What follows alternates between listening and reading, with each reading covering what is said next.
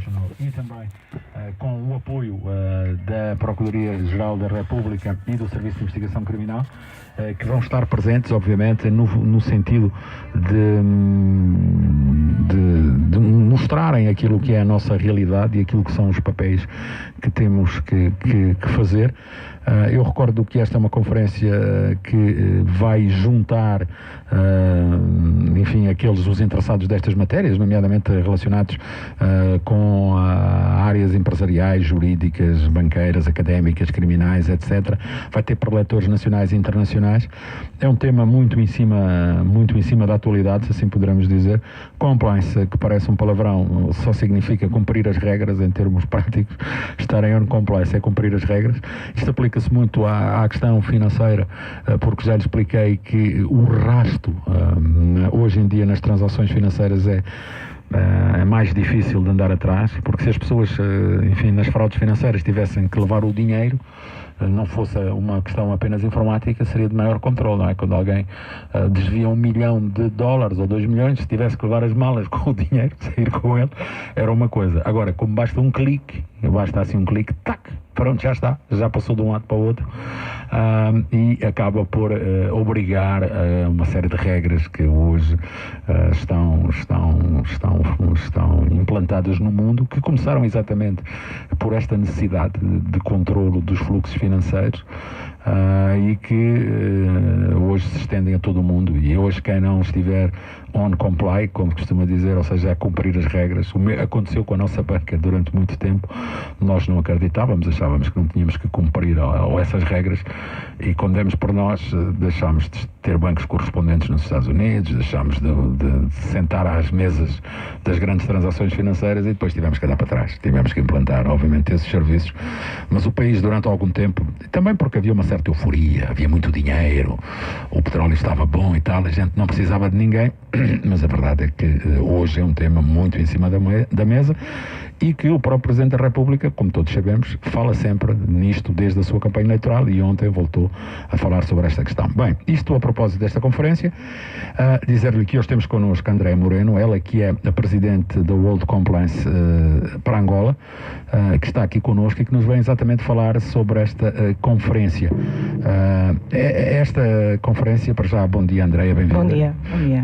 Esta conferência, na verdade, o que é que se propõe fazer? Qual é o principal objetivo? Olha, o principal objetivo é dar a conhecer as pessoas e também fazer um momento de reflexão sobre a prevenção da fraude. Ou seja, sobre a prevenção da fraude, sobre a prevenção do delito econômico e como é que é a investigação desses delitos também a nível internacional, como é que funciona cá em Angola e quais são as experiências que tem ao redor do mundo na prevenção de fraudes e na prevenção dos delitos econômicos. Porque se fala muito sobre a prevenção do branqueamento de capitais, mas o branqueamento de capitais é o último vagão do trem. Não é? Ou seja, nós temos aqui conscienciar e ensinar as pessoas quais são os delitos precedentes, não é? E como evitar esses delitos. E é mais vocacionado para aqueles que trabalham nesta área ou para aqueles que investigam esta área? Olha, vai ter duas vertentes. Vai ter a vertente de investigação e também vai ter a vertente corporativa. Logicamente, não é um evento que está destinado somente ao setor público, mas também muito ao setor privado, porque existem grandes fraudes corporativas no setor privado. Então, existem essas duas vertentes, a de informação e também a de formação técnica. Vai ser uma conferência bastante técnica, onde nós estamos trazendo expertos internacionais.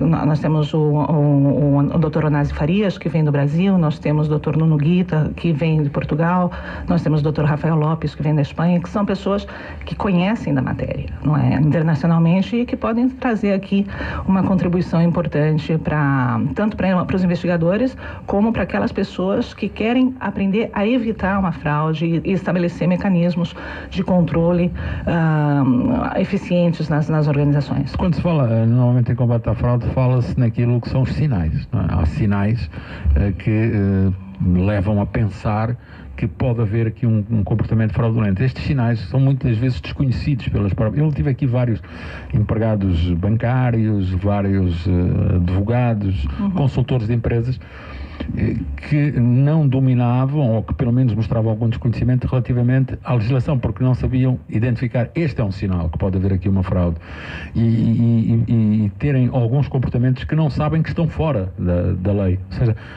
nota isto ou não? Olha, eu noto que há um desconhecimento sobre os sinais, que são as bandeiras vermelhas, que chamamos os red flags, tecnicamente falando.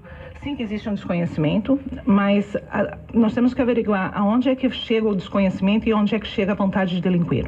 Ou seja, existe... o desconhecimento da lei não é desculpa. Exatamente, não é em nenhuma área, nem nesta. Principalmente quando estamos falando de fraudes ou de um possível delito econômico.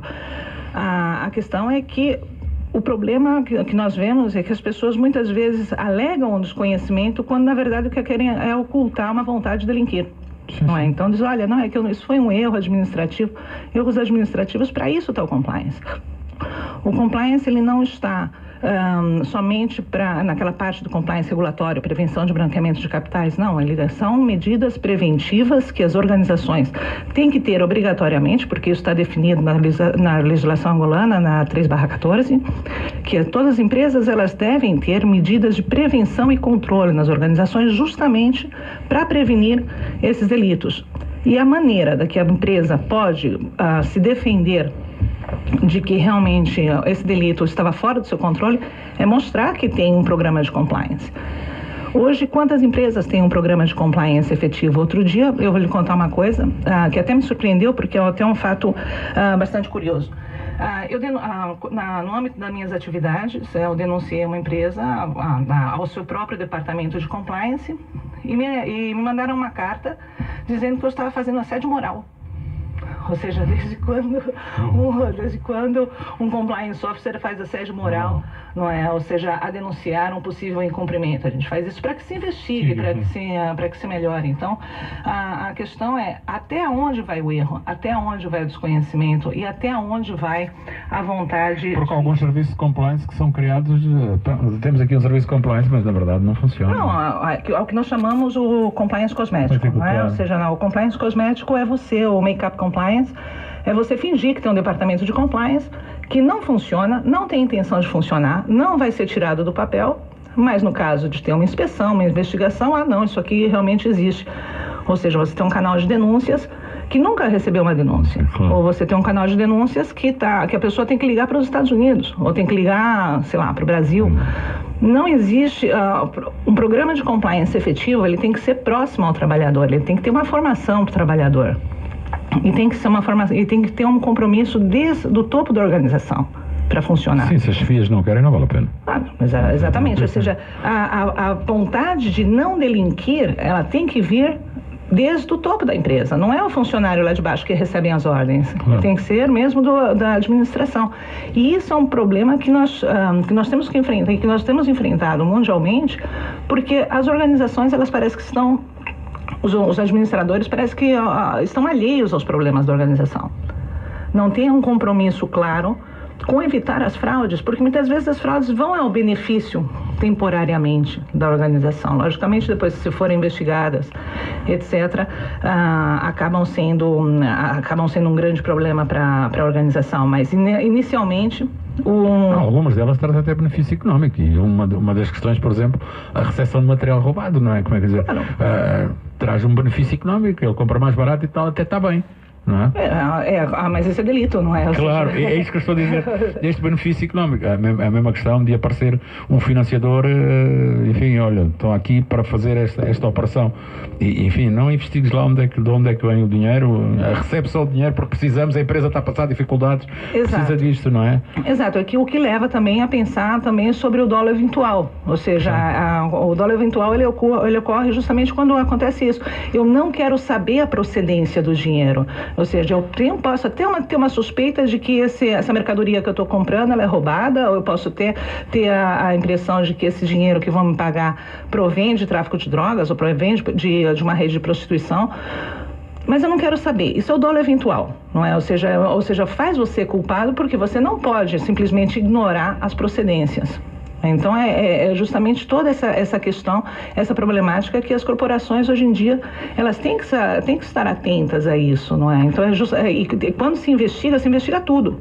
Claro. Ou seja, antes estava falando sobre a questão das fraudes e de levar o dinheiro na mala, não é? Ou seja, o que se fazia antigamente, hoje em dia é fácil por causa de um clique. É fácil e não é, porque o dinheiro deixa rastro. Claro. Ou seja, hoje em dia, se houve uma transação financeira por um sistema bancário, deixa rastro. O problema é quando não há essa transação financeira que deixe rastro.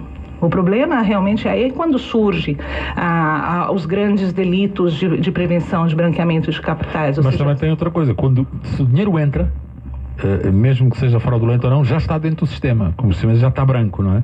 E muitas vezes há aqui dolo na entrada deste dinheiro, não é? Sim, o dinheiro quando ele é incorporado no sistema, reincorporado no sistema normal, e ele pode até passar despercebido, mas no caso de uma investigação, sim, que dá para se averiguar e logicamente os investigadores vão atrás pois logicamente acerto de contas, verificação das contas da empresa, verificação das contas não só da empresa, mas dos beneficiários finais da empresa, geralmente a utilização de testes de ferro, do que a gente chama no Brasil de laranjas, é para justamente para ocultar esses valores e ir colocando pouco a pouco no mercado. Exatamente, a subdivisão do bolo em várias contas. Exato, é o que se costuma chamar de Smurfs, o Smurfing.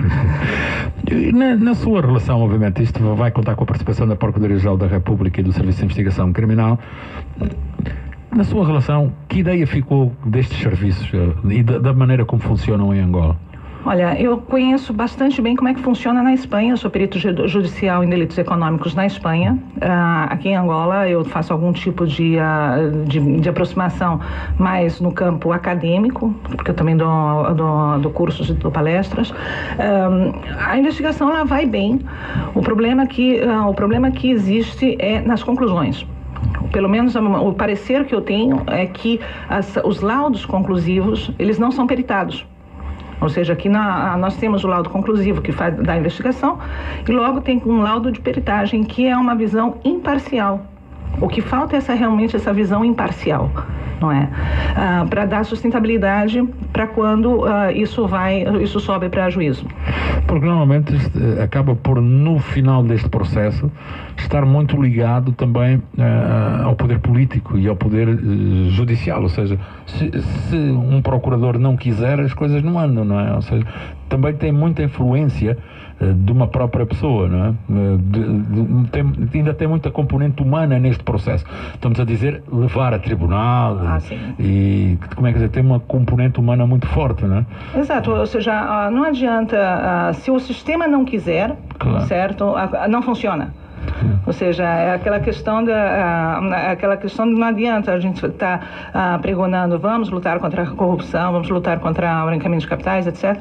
Mas se o sistema não colaborar e os casos não forem não chegarem a uma conclusão, realmente aí depende fundamentalmente da questão humana. Mas há países onde a impunidade, por exemplo, o nosso país, o problema que teve durante muitos anos era que a impunidade estava aceita, como é que eu dizer? Enfim, pode fazer que não há problema. Já não é assim em outros países, ou seja, a pressão da impunidade é grande sobre quem opera ou não.